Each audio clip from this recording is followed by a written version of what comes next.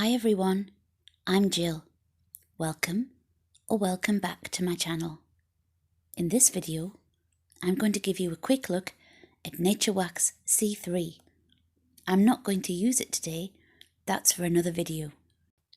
But if you've never used it before and want to know what you'll receive if you order it, then this is the video for you. This is 100% soy wax. It's good for making candles in jars and containers. It comes in flake form and the colour is a creamy white. This particular example is a 1 kilogram bag and it's really easy to handle.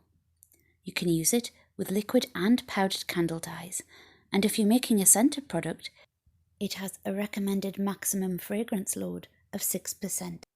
The melting point will be between 51.1 and 54.4 degrees Celsius.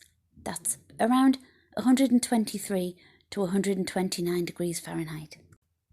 It's natural, vegan, palm-free, kosher, halal, and it's not been tested on animals.